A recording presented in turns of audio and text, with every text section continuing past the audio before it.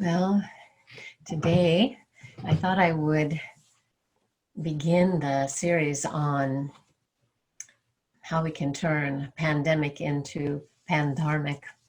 But it turns out that I had three ingredients to work with today, kind of like a pantry casserole or soup. And my three ingredients are Mother's Day, the birthday of Sri Yukteswar, and of course the start of some kind of re-entry into pandemic normal.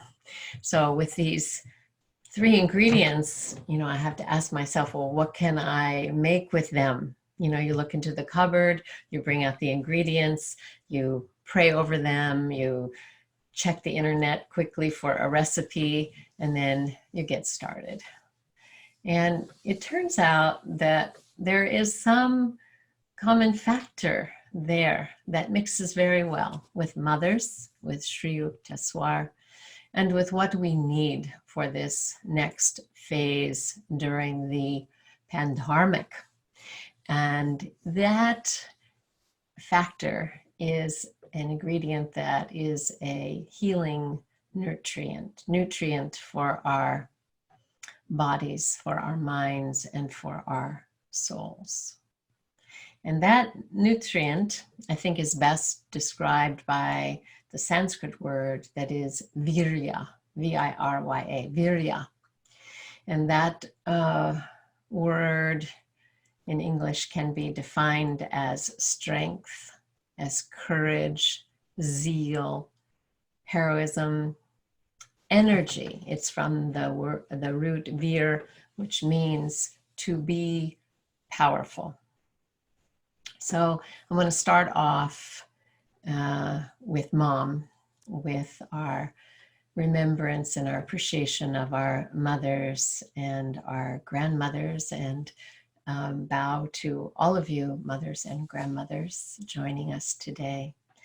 I want to offer a poem that was written by the poet May Sarton that is called For My Mother. Once more, I summon you out of the past with poignant love. You who nourished the poet and the lover. I see your gray eyes looking out to sea in those Rockport summers, keeping a distance within the closeness which was never intrusive, opening out into the world. And what I remember is how we laughed till we cried, swept into merriment, especially when times were hard. And what I remember is how you never stopped creating, and how people sent me dresses you had designed with rich embroidery in brilliant colors because they could not bear to give them away or cast them aside. I summon you now, not to think of the ceaseless battle with pain and ill health, the frailty and the anguish. No, today I remember the Creator, the lion-hearted. Today I remember the Creator, the lion-hearted. Well, I surely knew the lion-hearted, ferocious, protective strength and presence of my mother and my grandmother. My mother was petite, small in physical stature, but mighty in energetic presence. She was creative, hardworking, very compassionate, down to earth, fiercely opinionated, and usually right. Stories about the superhuman strength of mothers that arises when her child is threatened abound. And it's something we get to witness in the animal kingdom as well.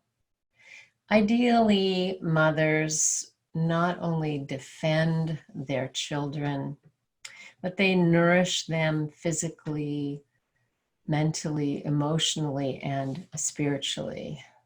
Mothers honor our uniqueness and help us develop self-esteem, moral values, and inner strength. I got a note from my friend, Reverend Charles Taylor, this morning that said, life doesn't come with a manual, it comes with a mother. Every Mother's Day, I think of my mother and the lessons that she taught me. I had a brother about 4 years older than me whose habit was to tease me and to relentlessly pick on me, as some siblings are prone to do. My mother spent a lot of time then as a referee because I was frequently running to her, crying and complaining of one mistreatment or another. But today I want to tell you about the memory that I have clearly of the day that that stopped. Here's what happened. I was taking baton lessons and I was practicing twirling my baton at home when my brother started taunting me. When he came toward me, I hit him over the head with my baton. Now, before I go any further, I want to clarify that no blood was drawn. However, my brother then ran crying to my mother, shouting, "Mom, Ellen hit me on the head with her baton." I followed. I sheepishly stood in the doorway, expecting the worst. My mother turned, looked at both of us, and said, "It's about time." Thankfully, I didn't take that lesson to mean that I could solve problems in my life by hitting people over the head. What I did learn is that I could defend myself. And I discovered my strength and my inner power to stand up against intimidation, something we all need in this life. Later in life, wisdom, real wisdom for solving life's problems would come. Wisdom from life experience and from education. But the most significant wisdom, of course, came from meeting my guru and finding the path of spiritual awakening. But in that moment, I want to remember my mother and the gift that she gave me. Wisdom brings us to the next ingredient in my casserole today. Wisdom brings us to Sri Yukteswar and the honoring of his birth anniversary today. He was the guru of Paramahansa Yogananda, and Sri Yukteswar was called an incarnation of wisdom. There are many stories about him that Yogananda wrote in his famous autobiography. In one story, he tells about a court official who arrives at Sri Yukteswar's ashram to deliver and serve him with some legal papers. And it turns out that this man was rude and he spoke quite offensively to Sri Yukteswar. And Yogananda and another young disciple were present, and they jumped forth to attack this man. And Yogananda, quoting himself as saying at that time, "Another word of your insolence and you will be on the floor." And Yogananda's friend then chimed in. But what happened astounded Yogananda. Sri Yukteswar actually intervened. He stood between the two young boys and this man who was serving the legal papers. And he defended him. He said, "Don't bother about this. He's only doing his job." And his Sri Yukteswar's ability to be non-reactive in the face of such disrespect affected Yogananda greatly, and it was a wonderful life lesson for him. He wrote, "Amazing it was to find that a master with such fiery will could be so calm within. He fitted the Vedic description of a man of God, softer than the flower where kindness is concerned, stronger than the thunder where principles are at stake. Softer than the flower where kindness is concerned, stronger than the thunder where principles are at stake." When his guru, Sri Yukteswar, died, Paramahansaji wrote to his disciple, Rajarsi Janakananda, James Lynn. He wrote, "I saw many teachers, but none like our Lord, who was a spiritual lion, never bending, ever aflame with wisdom." That lion-hearted quality of strength and inner power that is called virya is exactly what we need today as we take our next steps in this unprecedented time. We need to be aflame with wisdom that lights the path before us with clear discernment and dedication to complete well-being, our own and that of everyone else, and the earth as well. We need to stay strong, to be cool, to be clear and calm, free from reaction, free from fear, blame, and self-righteous judgment of others.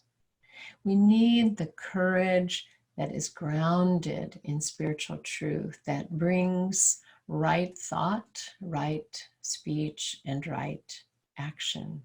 We need virya, which Sri Yukteswar defined not just as courage, but as moral courage. Quoting Sri Yukteswar in his book, 7 Lessons for Conscious Living, my teacher, Roy Eugene Davis,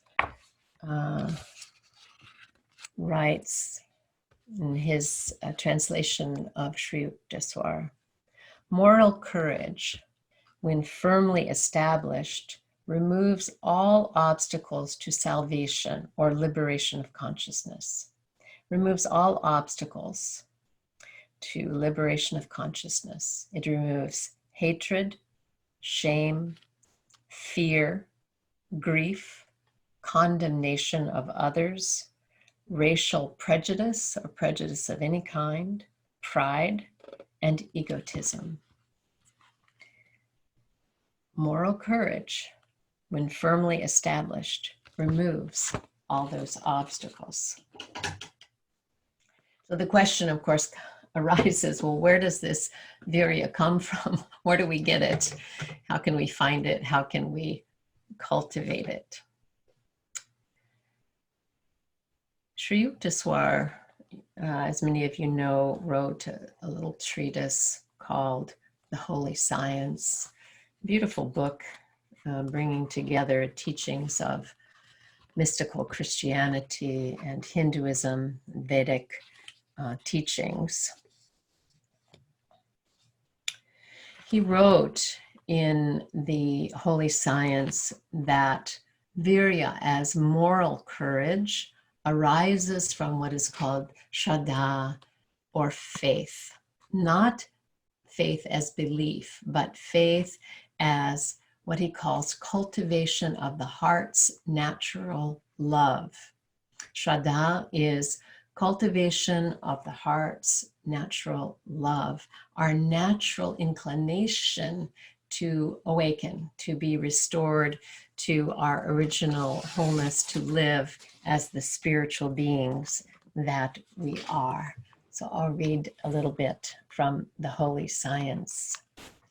In Sutras 5 and 6, he says, Shraddha is intensification of the heart's natural love. The heart's natural love is the principal requisite to attain a holy life. When this love, the heavenly gift of nature, appears in the heart, it removes all causes of excitation from the system and cools it down to a perfectly normal state. And it invigorates the vital powers, expels foreign matters, and provides protection from disease. It therefore supports health in body and mind and enables one to understand properly the guidance of nature. When this love becomes developed, it makes one able to understand the real position of their own self as well as that of others surrounding them. So today, honoring our mothers, honoring the birth anniversary of Sri Yukteswar, let us follow that heart's natural love. It's what leads us to the path. It's what leads us to our spiritual teacher who teaches us who we are, teaches us about our true self, the one who shows us we are not sheep, but lions. Let us remember the lion-hearted ones today, our mothers and our divine teachers. And let us remember our own divine heritage. On this Mother's Day and the birthday of Sri Yukteswarji, let me pass on the life lesson to all. You are strong. You are divine. Don't let others or conditions intimidate you or get you down. Stand up. And as my mother would say, it's about time. Om.